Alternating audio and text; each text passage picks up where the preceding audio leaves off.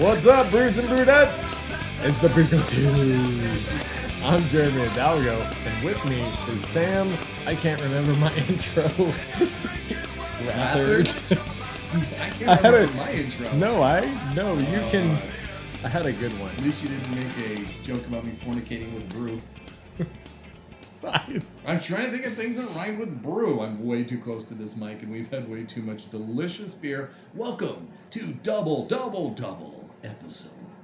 Monday. Actually, it's Wednesday. But yeah, this is a double episode. We just did a recording on the delicious Black IPA. By Banger Brewing. At 8.2% alcohol, and it was so good we had to have several glasses. Oh, it was really good. So good. And listen to that.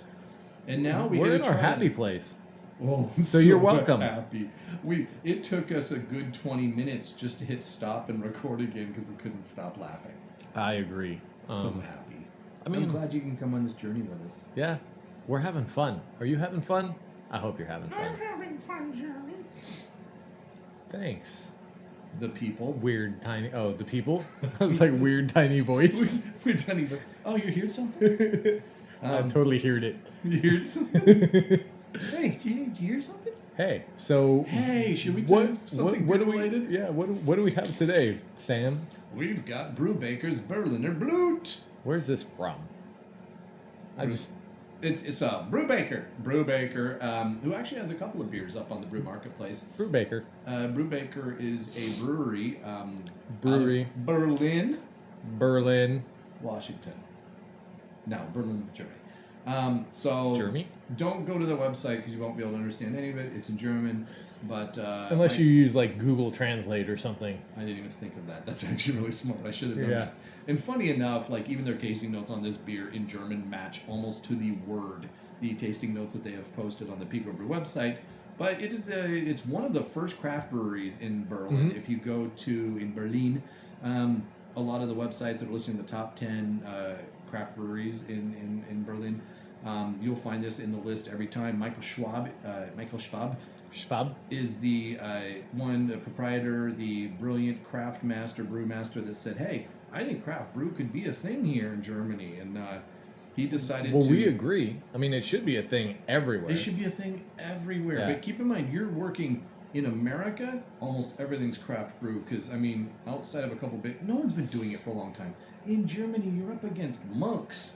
True. Who've been doing it for 1,500 years. True. When you start your little brewery, you're up against a tradition. Yeah, I picture some Germans in the corner like, look at these Americans thinking they are inventing the craft beer. Exactly. They did not pick all of this by hand. And I got a horrible German. What the? Horrible German accent Nine. of a monk. Just think We Hogan's put this Heroes. in giant vats and let the wild yeast flacculate. I don't know. Yeah, we're gonna let them flacculate all over our faces. This is delicious. Somebody flocculated in this beer, though. You know what? I did read as I was studying some of the German beers. They used to, some of these monasteries had these rooftop fermentating pools. Mm-hmm. Fermenting pools. Fermentating. We make up words. We're making them up. Made up words. So these giant pools up on the rooftop that they didn't go and add yeast. It just took natural yeast out of the air. And I mean, they had like big windows, so they'd have a big vat in the top of a, in top of a. That's great. Yeah, in top of a barn. Pool sounds like something you'd Or yeah, I don't want to know where that yeast comes from. In the fermenting pool, guys. All these monks walking around in bare feet hopping. Guys, we gotta get this yeast in the pool. Oh God! Don't shower. Horrible. But they would open these. They would open these windows, and that's a beer. And it's like certain times of the year too, like just the wild yeast that was in the air would then come in and be a part of the beer, and it would obviously have an environment conducive to creating beer, which was great for the monks. So good for those monks. They're probably making fun of Michael Schwab, but he's doing some really cool stuff with BrewBaker. Yeah. They've got a cool brew pub and all that in Berlin, and yeah, go visit them next time you're there. Yeah, we should figure out a way to go to Berlin. Oh my gosh, my people. Yeah. You've got to get there. So it would be great. We've got, so this is the Berliner Blut, and it is an American amber ale. Odd enough, another American beer coming out of Germany. Yeah, it was recommended to us by one of our listeners. So we asked, Patrick Fielder. Patrick Fielder. So we I said, hope I'm pronouncing that right, and it's not Patrick Fielder. We've messed up a few of your guys' names. We're so sorry. But Patrick Fielder, hopefully we're pronouncing that right. Yeah, and he said, look, it's a type of beer that's not it's not common. Most people don't know about it. And I've never tasted anything like it. It's one of his standbys, and I enjoy Scotch, and I am picking up like huge. This is like a beer form of Scotch. This is a beer form of Scotch. Yes. Like I can equate it to Ardbeg. So I've got the Scotch called Ardbeg. Ardbeg, not Hardbag. And it is an extremely peaty, smoky Scotch. Like this would actually pair well with a cigar. And it would pair. I cannot speak anymore. Oh, thank you, Black IPA. Yeah, and we're done. But it has some characteristics that are just very reminiscent of the flavor profiles you get with Scotch. Yeah, we'll get into that. Yep. This is what we call an American amber ale. It's a double smoked red ale is really how they describe it. And so first, Rauchbier, I think is what it says. Yeah, Rauchbier. Rauchbier? W or RAUCHBEIR. And it's a double smoked red ale. So red ale is supposed to be blood red. This is not blood red. What I've produced here, keep in mind, it's a red ale though. This is red ale. It's clearly red, and I don't know how easy or hard it is to see on video for those joining us on our YouTube channel. Yeah. But it's an SRM of 20, but it definitely has a red tinge. And yes, if you get it up against something white, you see it's definitely got a very red color to it. I didn't on this one again because I'm getting better at this. I'm trying to, but I didn't do a good cold crash before I racked it. It has been in the serving keg for a while, and I gotta say this. I think another week or two. Yeah. I'm gonna bring this one next week to our Oktoberfest at work. Yeah. And Oktoberfest, Halloween. And to me, if it's Halloween a party fest in October, it's October. We just went to Oktoberfest. Yeah, Oktoberfest is over now. Like we're 2 weeks into October, and dang it, actually 3. It's so fantastic. We're 3. Yeah, it's like the 20. I gotta tell you, if you're in the Northwest, get to Leavenworth for Oktoberfest. It is oh my gosh! Every year, and it is so much fun. Dude, even if you can just drive there from Seattle, the drive is amazing. Beautiful drive, awesome town, and you will do the chicken dance. Actually, I was surprised. In past years, I worn myself out with the chicken dance. I heard it only once. Only one time? Only one time. I had to miss out on the actual Oktoberfest, beer tent, festivities. But I tell you, going just going there, being in that setting, especially with the mountain vistas and all that you get in with the fall colors changing, it's amazing. And I love that, Leavenworth is starting to become a wine mecca because, hey, we're in the Pacific Northwest. Everybody has to be about wine. But they're starting to get breweries in there. And a distillery. Like a good one. Yes. Yeah. And so Leavenworth, if you're a brew fan, Icicle Brewery, they have good beer. It's not great, but it's good beers. It's okay. And, of course, they have a lot of Paulaner and Hofbrau and a lot of different German beers available there. But you're starting to see other breweries pop up in that area, and that's where it's getting fun. It's getting exciting. And I gotta say, when you're sitting outside and you got that table with the fire coming out of it, and you got the mountains in front of you, and the whole town looks like an authentic Bavarian village, because even the McDonald's, which isn't in the town itself, it's outside, but even that was required to look like a Bavarian building. Yes. It's unlike any McDonald's you've ever seen. Dudes walking around in lederhosen. If you call an Uber, you're likely to get a horse-drawn carriage. The horse-drawn Uber is awesome. Yeah, and I went with my buddies one weekend, and a couple days later we traveled back through there. I took my family and my kids, and they love it as much as I do. There's just something about the setting. And there's something about drinking beer in that setting that feels right. Get a brat and a beer and you pull out some board games, and they got a lot of Ice Cold Brewer got board games, except during Oktoberfest. Exactly. My favorite time of year, and that there's no better setting for that. So if you ever get a chance to go, whether it's Berlin, which would probably be way better. Berlin would probably be way better. Yeah. If you're in the Pacific Northwest, you want the poor man's Oktoberfest, but it's still set in a setting that feels much more authentic. I mean, I don't think you were able to join us for dinner. We went to King Ludwig's as we do every year. Oh, that'd be great. And we had a giant platter with Knockwurst and Bratwurst and Schlassenhagen or whatever, the freaking giant pork hock and oh my gosh, so good. Weinkraut, sauerkraut, red cabbage, spatzel, and in a day and age when it's not as easy to get some cultural diversity as you would think, this would be one way to expose, your children or your family to another culture. My kids. First time we went there, they cried because they wanted cheeseburgers. So bad. Cheeseburger. The McDonald's served bratwurst. They had to eat schnitzel, and I'm like, it's kind of like chicken nuggets, but it's just one big nugget. They were like not into it, so we gave them schnitzel and a couple other things. They ended up loving it. Yeah.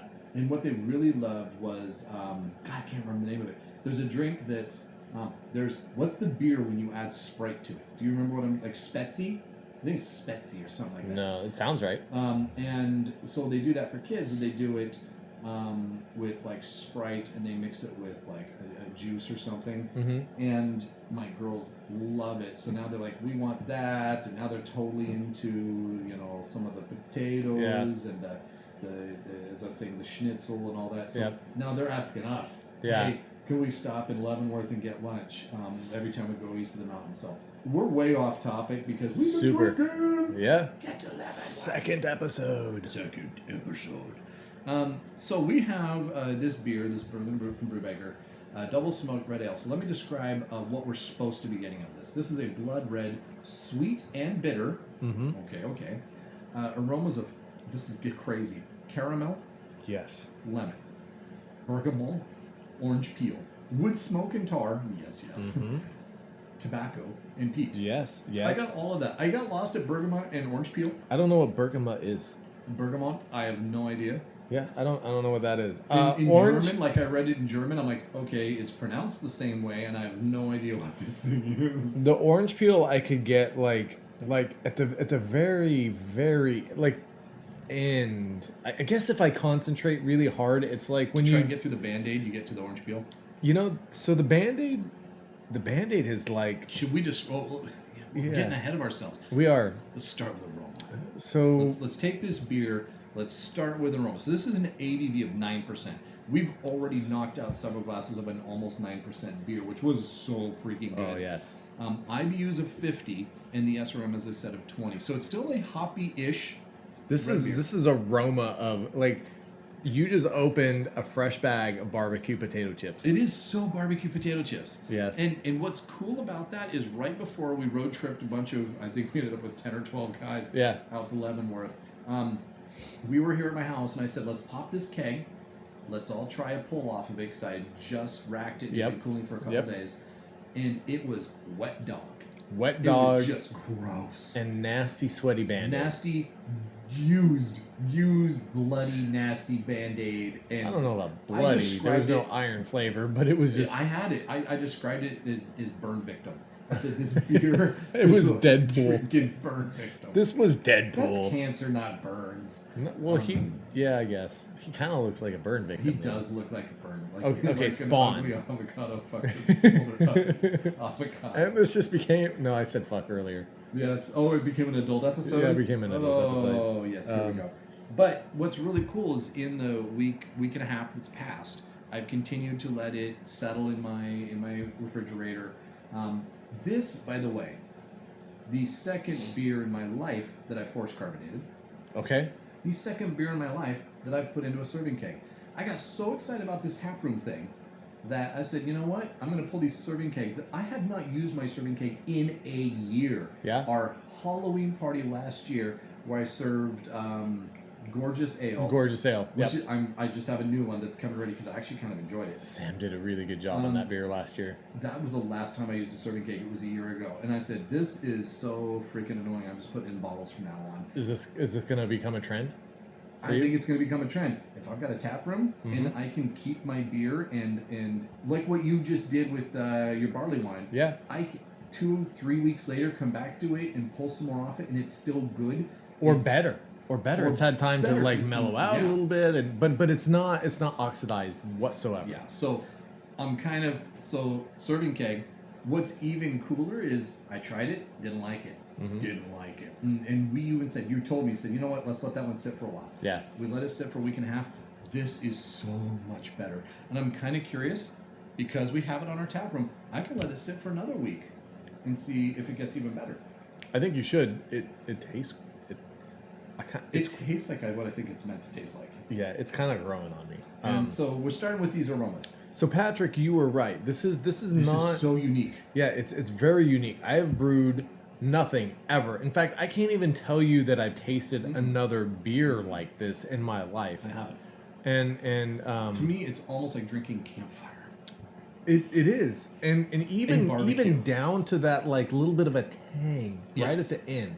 Like if you're eating barbecue, but it's been burnt on the grill. But yeah, that tang from that. But a very smoky, subtle tang. So I think we were reading some reviews where people were like, "Oh God, this might be infected because that tang, that sourness that comes through." But that's sour. Yeah, but I disagree. I don't like a sour.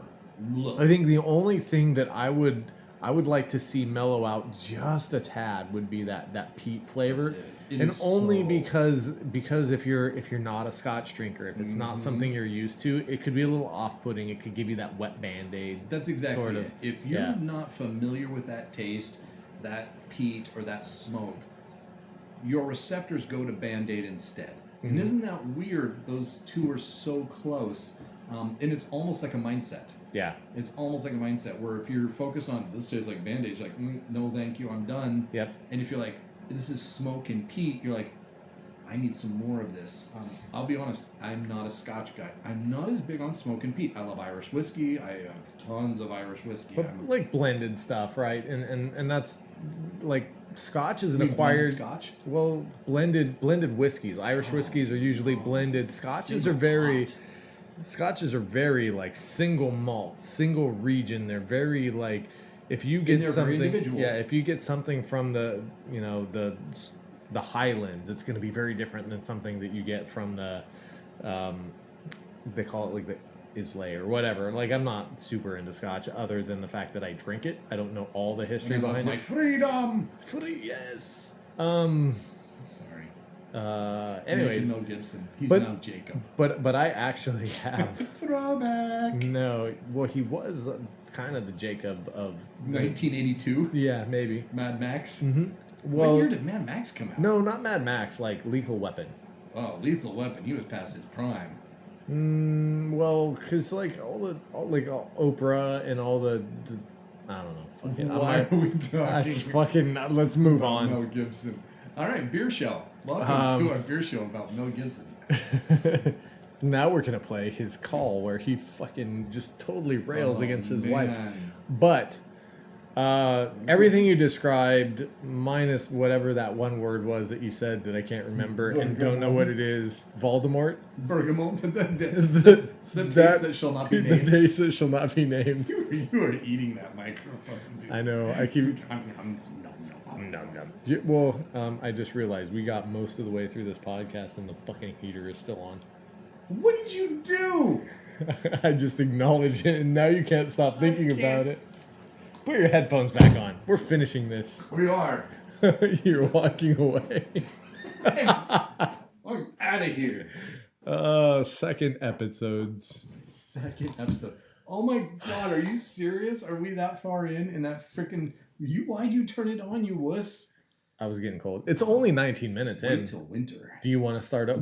We can cut all this out and start over again. Oh, that's a whole glass. You need to drink an entire glass because we just didn't cut out 19 minutes. We've got a great aroma. Yeah. That potato, like barbecue potato chips. It is like opening a fresh bag of those barbecue potato chips and sticking your nose and go. And now that you've said that, I can't imagine anything else Yeah, it's the Lay's, like you go to Subway and you pick out your sandwich and then you go over to the chip rack and get your... Oh, the chip rack, you fat piece of crap. Mm-hmm. Your chip rack and you get that. You don't go to the chip rack? I go to the chip rack. Come on, Jared. You never catch the kids if you go to the chip rack. That's Jared. Oh, no, that's the wrong Jared. That's the Jared. He went to Jewelers. Jared. He got some chips. He went to Jared. Some lady's like, why are you proposing to me with a bag of chips? I'm going to say no. Anyways. With a giant pair of pants. Wait, is Jared Jewelry like a thing outside of Pacific Northwest? I'm pretty sure that's just us, and everyone listening is like, what are they talking about? Oh, man. That's Jared. So we've got a big heavy nose, and part of the problem with it is so smoky, so barbecuey, I can't pick up a lot of other scents out of it. Man, it is so unique. I'm like, it gets points just for that. Yes. And I gotta say, when we first tried this, I'm like, come on, Patrick, really? You mean the other day when we were a week and a half ago? Yeah, a week and a half ago when we were about to head out to. And now it's almost 2 weeks ago. Actually, it was 2 weeks ago yesterday. Or yeah.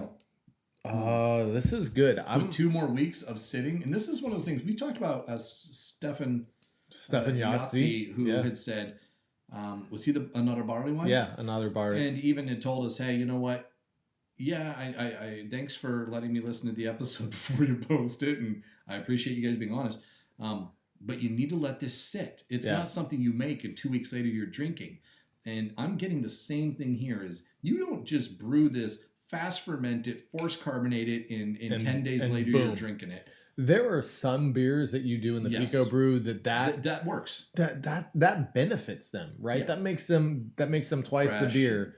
This one, an otter barley wine, even the Denny Con, like these are a little bit of a labor of love. Yeah, and I think it's those more complex, bigger, and even more unique, I should say, beers that really benefit from time.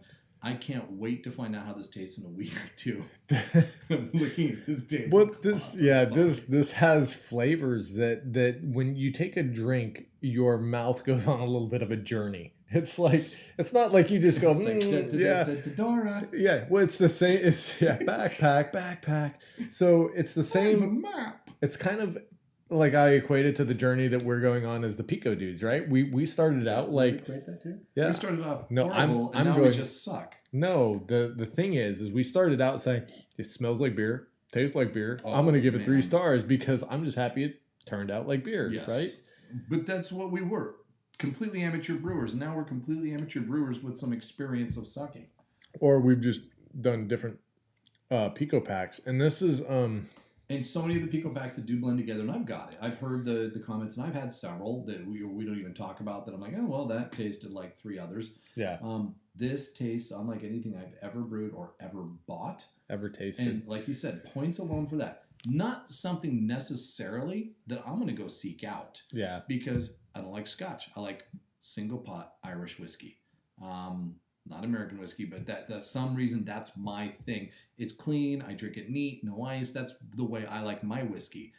I've tried Scotch and it's interesting, but it's almost too much for me. It took me a year and a half to acquire a taste for Scotch. And I wrote an article about it. I specifically decided that I was going to put myself through whatever it took to acquire a taste so I could sit down and enjoy. My grandfather loves Scotch and he loves cigars. 2 things that I had to like kind of work at, but Scotch, once I realized that you need to sip it instead of like drink it like a beer. Yeah. I would hope. That helped a lot, but I acquired that taste and I enjoyed that. And he would guide me toward the expensive stuff because he had the money. He would call it, he says, look, son, you drink only the non-pedophilic Scotch.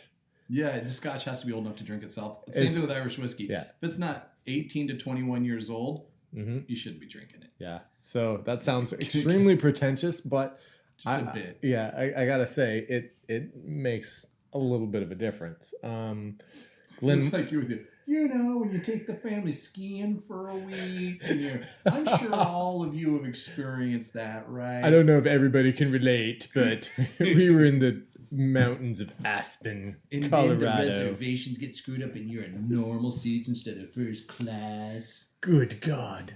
So I have to say this. The aftertaste, the finish, is Scotch-like. Mm-hmm.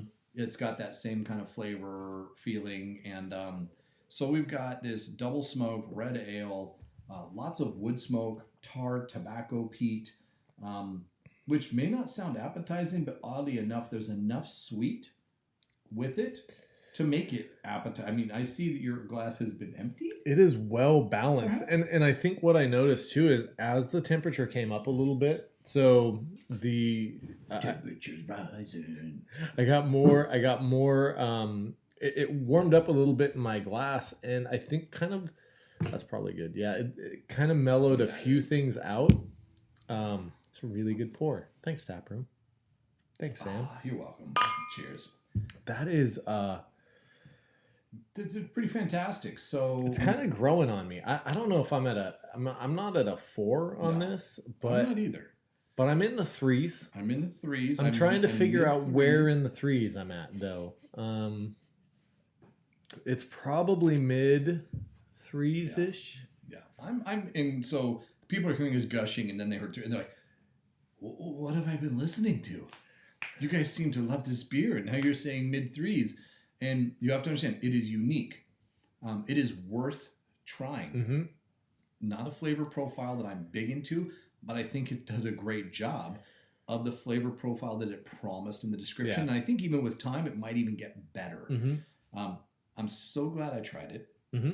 Not a beer I'm going to seek out, although there are times when I think I'd like to sit back with 1 and no more glasses of this.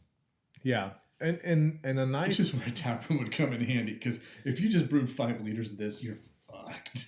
Yes. You better have 8 friends you really like and that like you. And that really appreciate Scotch or barbecue potato chips with a hint of Band-Aid. I want to eat barbecue potato chips so bad right now.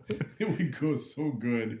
I think this would go really well with like a smoked brisket. Oh, so barbecue. Here's the thing though, is I don't really know. Like, do you match flavors, or do you contrast them? Right? I don't know the difference. So that's a Gavin question? That is a Gavin question. So we have posted recipes that are paired with some of these. Not just recipes that you can make in your PicoBrew. What? You say I can make recipes in my PicoBrew? So many people have never used this machine to sous vide. 1, you can get your wife and or husband to buy off on this by saying, "Hey, we can cook in it too." We've done it. Oh my gosh. I remember when we posted the picture of those steaks, I think PicoBrew reposted those pictures. PicoBrew and a sous vide Instagram page and stuff like that. And we cooked up 4 different styles of steaks. Yes. Sous vide and did a finished sear, and they were so good. And so don't forget, your machine can sous vide, and we are posting sous vide recipes that pair with the beers we review. And we're gonna try and get to the point to where we can actually start cooking those up, put the YouTube videos on there, show you that food. We gotta know you love what we're doing. Yeah, we need to hear from you. Please come in and say, "I want to see that. Show me what you've got." Yes. And try it yourself. I mean, we're an interactive group. So if you want to throw us comments, if you want to come on the show, I will figure out how to make that happen. I don't care who you are. As long as you're really close. No, I'll set it up on phones. Phone technologies.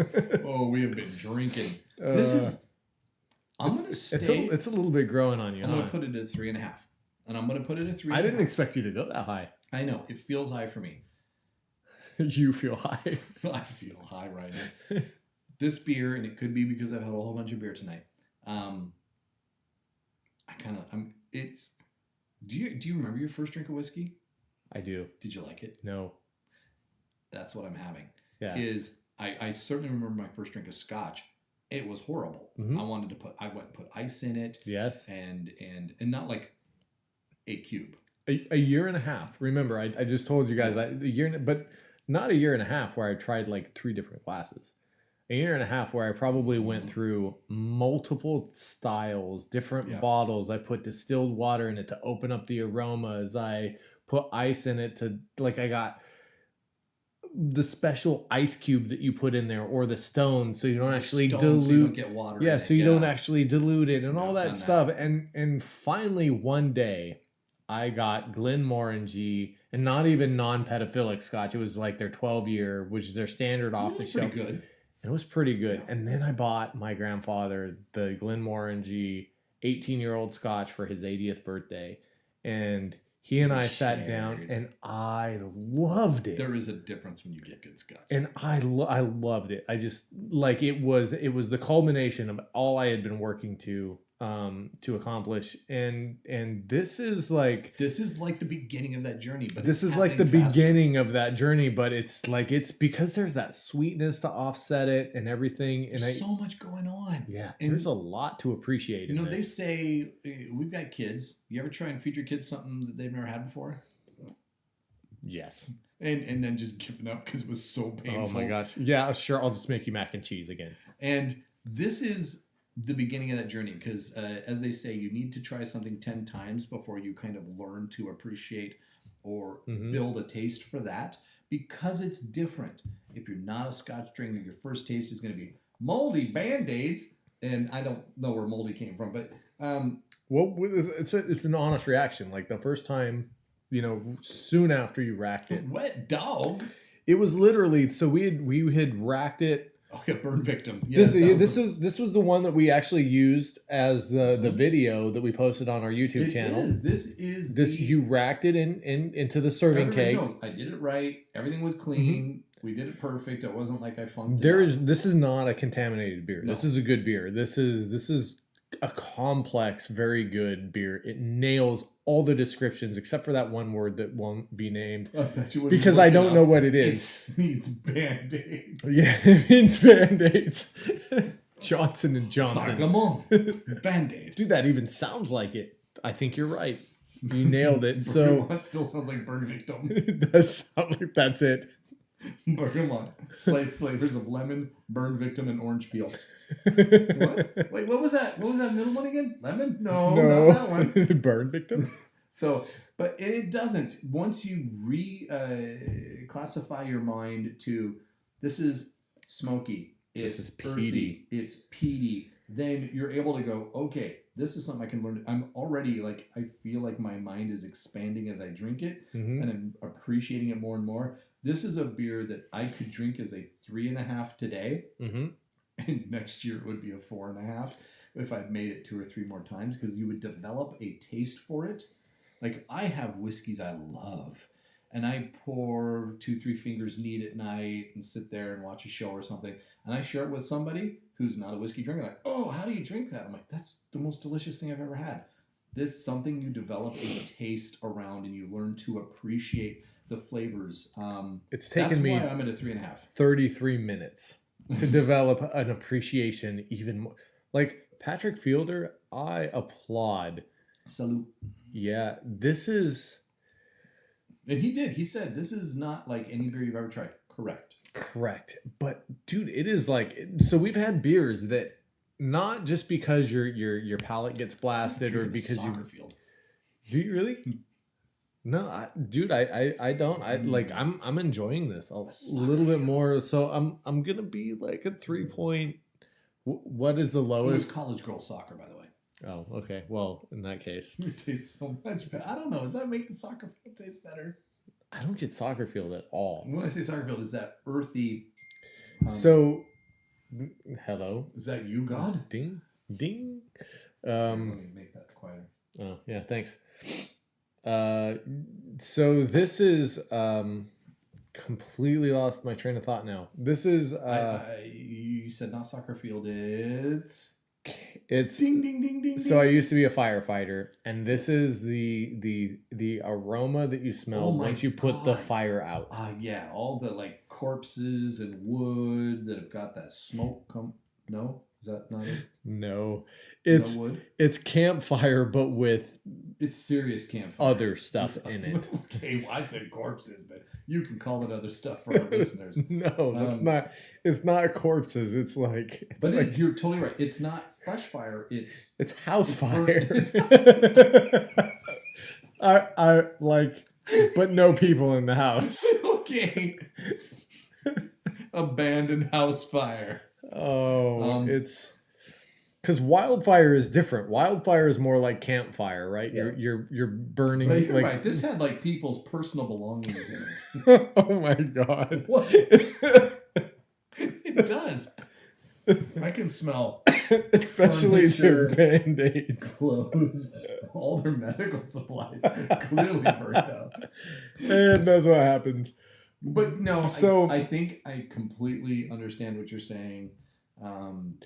The only reason I give it that is because of the little bit. There's a slight sour tang on the aftertaste. But you know what? It was so much stronger 2 weeks ago, and I wonder what it would taste like 2 weeks from now. Leave it on the tap room. Let's find out. Leave it on the tap room. Let's find out. I'll find another way to force carbonate my beers. God, I can't even say force carbonate anymore. I feel like I'm Bill Cosby, like what? forcing you to carbonate. Wow. God. Where did we just go with we talked the pudding. It forces it to carbonate.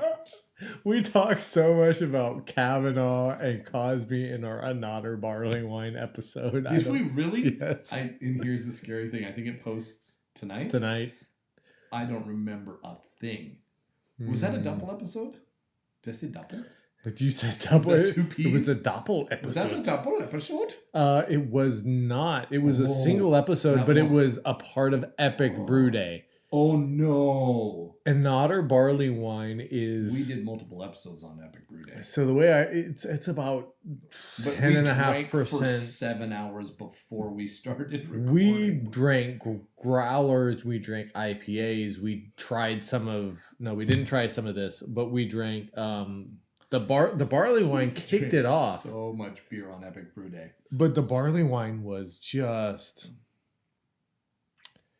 You have to go get it. We had so much fun that day. Yes, we did. And I attribute that to the barley wine that we drank.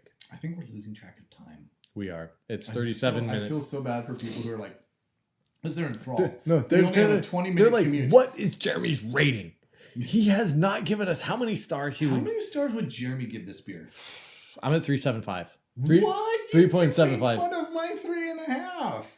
You're like 3.5? Really? I didn't think he'd be that high. I didn't think you would be that high. I thought you would be way lower. I told you that I think this was in my 3s, and I was trying to figure out if it was I thought it was the upper 3s is what I was saying. Okay. I would push it up to like, I don't know what increments we agreed on, but I would push it closer to 4. We agreed at quarter point increments because anything less is ridiculous. So I'm at 3.75. Okay. And for me, 3 3/4 for those of you who can't deal with decibels. So the way I've set my ratings, 0 to 1, I'm not finishing the glass. Okay. We can agree. Life is too short to drink bad beer. 1 to 2, I'll finish this glass, but I'm not pouring another. Okay. And we've had a couple of those. We have. Should we post those episodes for our patrons? No, we have to redo that. But I think the ORB Red may have fallen down into that zone. Oh, the ORB Red. We had a couple that fall. Yeah. 2 to basically 3 is okay. I can drink this, but I'm never going to go brew it. That 3 to 3.5 is all right. I might get a second glass of this if I was at a restaurant. 3.5 to say 4.25 is I'm going to order this PicoPak and try it.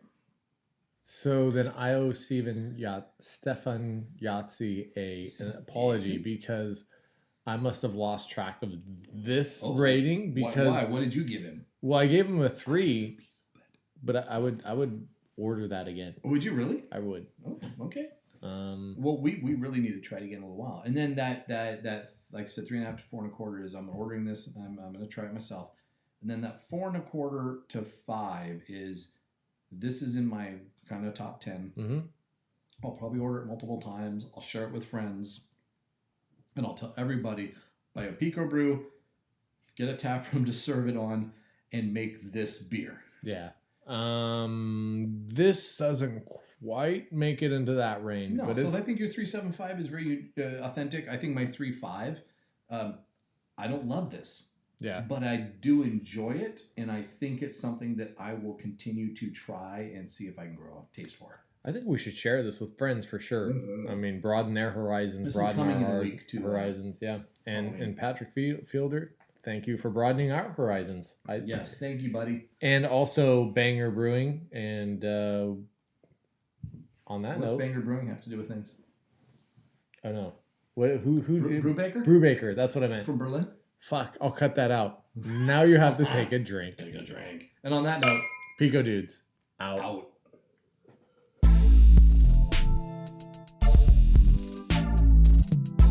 You've reached the end of another episode of the Pico Dudes podcast. Connect with us at picodudes.com, Facebook, Instagram, or Twitter. And if you enjoyed our show, we'd love for you to subscribe, rate, and give us a review wherever you listen to your podcasts, but mostly iTunes. Also, if you want a code that will help give you some discounts off of the PicoBrew equipment, Z150D equals $150 off of the Z series. Pro, PRO 125D gives you $125 off of the Pico Pro, and C75D gets you $75 off of your purchase of a Pico C. We hope you enjoy listening. Look forward to hearing from you. Pico Dudes out.